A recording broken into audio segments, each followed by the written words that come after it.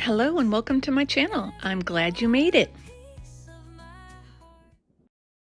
Today, I am doing something that might not be appropriate for everyone. So viewer discretion is advised. Okay, so if you put a weird mold in my resin mold box, just letting you know, I will do it and I will take it to that level. So here we go. Last month they had a toilet. You need to go check out my toilet.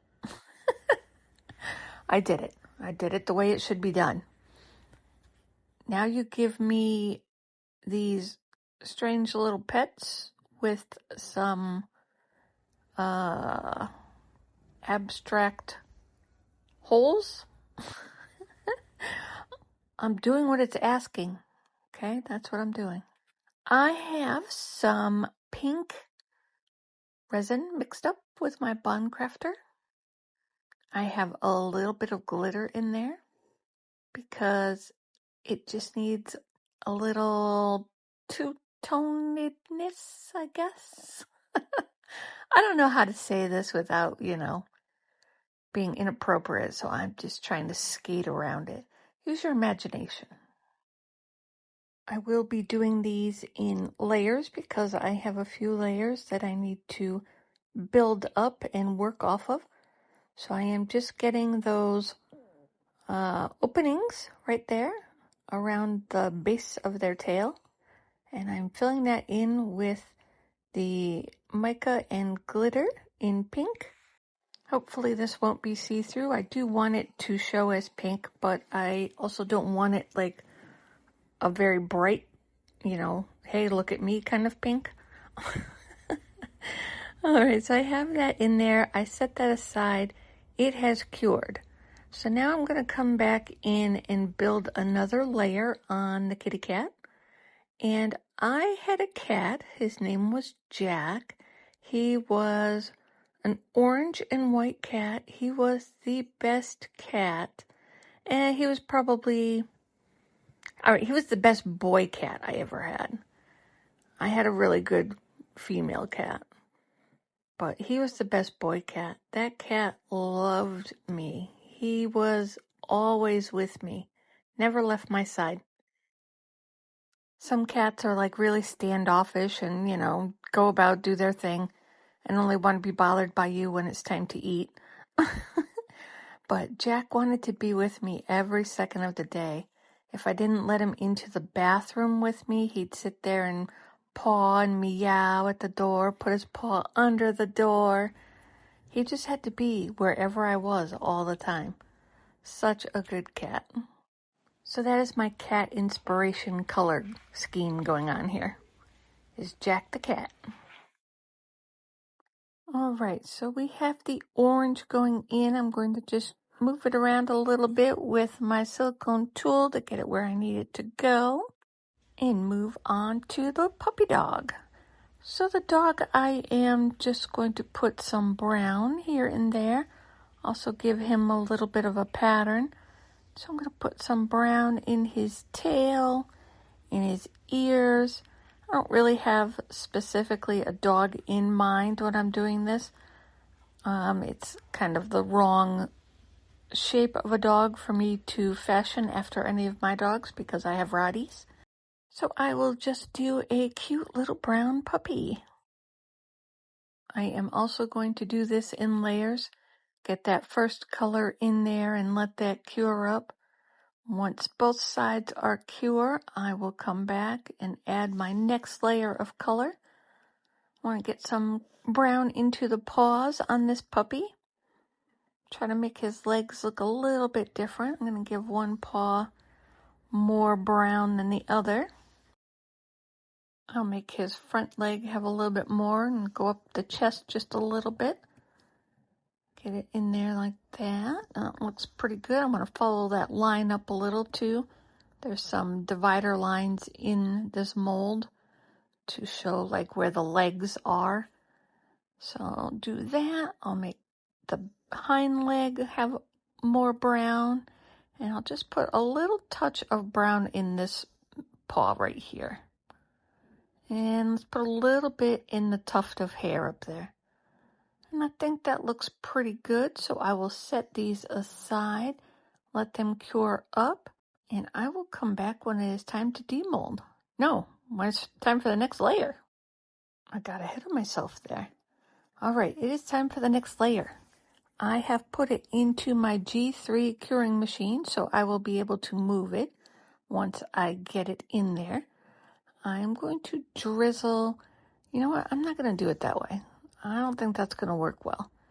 I'm going to drizzle a little bit back and forth, but I don't think that's going to work. So I'm just going to pour a little bit of the white in and the orange into the white, if that makes any sense. So I'm kind of giving it a marble, but I'm just doing a tiny bit at a time.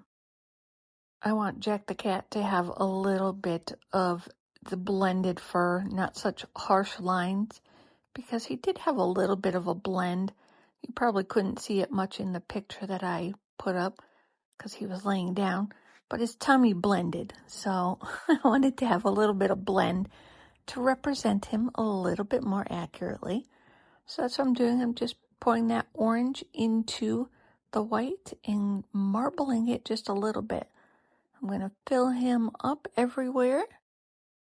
I think that looks pretty good. I will just finish him off with the rest of the white that I have in here. Oh, I didn't say either. The orange is from Fanta Story. It's probably the best orange that I have. And the white, I just used some white pigment paste. So we have that all mixed up. Actually, I didn't use my Satori white. I used the bloom. I just automatically reached for the bloom. That's all right. It'll work just fine. I usually use my Satori white, though, for pigment paste from Eye Candy. This time we did not. All right, we'll get that finished poured in there. Looks good, and we'll spread it a little bit with the silicone tool, get it where it needs to be. Blend that orange just a little bit. I added a little bit more resin to my cup that had my white pigment paste in it. So it is not exactly as dark as it was the first time around. So I'm just blending the two tones of white together. And that's fine. That'll look perfectly fine. It's on the back side anyway. That looks good. I am going to give it a squirt of isopropyl alcohol. See if there's any bubbles that will come up. And then we'll move on to the puppy dog. I have the same brown that I used in the ears, the tail, and the legs on that puppy dog. And yep, I have my bloom white again. Why am I using that? I don't know. But I put that into the brown because I wanted a different shade of brown. Made it more chocolate looking, I guess.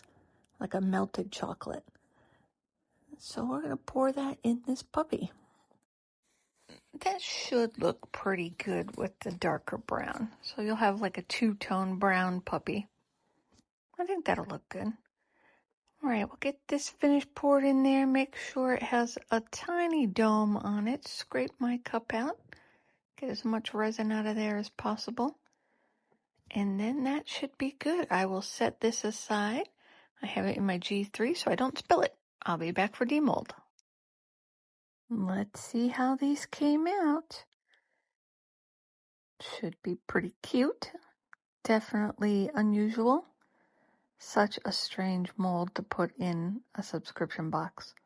But hey, I'm here for it. All right, let's see the dog. Okay, I like the colors on the dog. That hole isn't as dark as I was hoping. I don't want it to be like in your face. That's a little bit better, but I think that's because it has the white background. So I need to grab a marker. I'm going to just go around and highlight that area just to make it stand out a little bit more so you can, you know what? It was put there. I am not the one that made this mold. I am not responsible. I'm just working with what I have. These molds are actually a great example of some of the crazy stuff that you can get in the monthly subscription box from Resin Mold Box. I never thought I would get something like this. It's fun. It's weird, but it's fun. You gotta do stuff outside of the box sometimes, right? You can't always be doing trays or frogs, that kind of stuff. You gotta change it up a little bit. I think this has changed up a lot of bit. I think the marker helped a little bit. I wish you could have seen the glitter, though. I think that would have been funny to be able to see the glitter through there. I think it was just too light of a pink color to put around there to begin with in the resin, especially with the brown going down in the dog around it. Maybe a red. I don't know. All right, so I want to highlight all these little lines and their nose and eyes and mouth.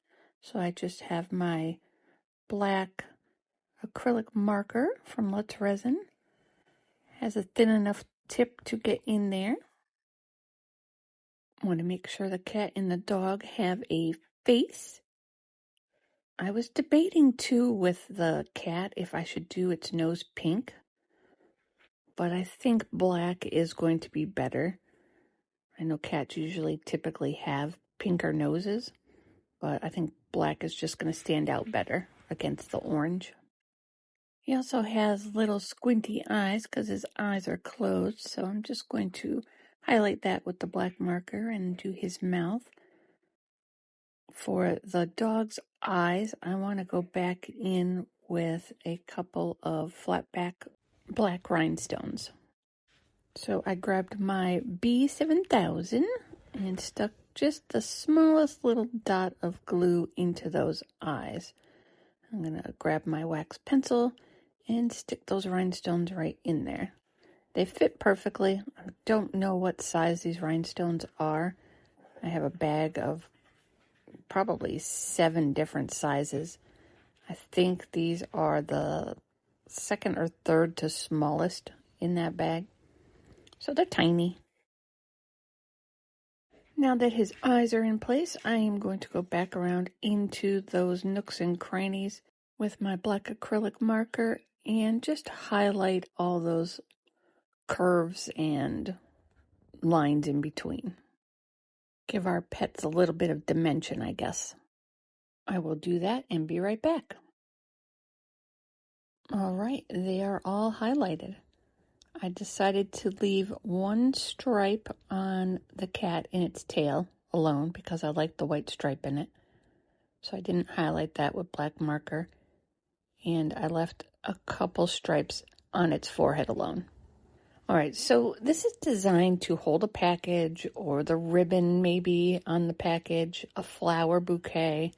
So I'm going to grab a flower and stick it where the sun don't shine. Okay, I mean, one fits in there, but it's just weird. It's just strange. But he looks happy. The dog looks happy. No judgment here, puppy. All right, that is it for me. I am going to get you a few final pictures and let me know what you think of these guys.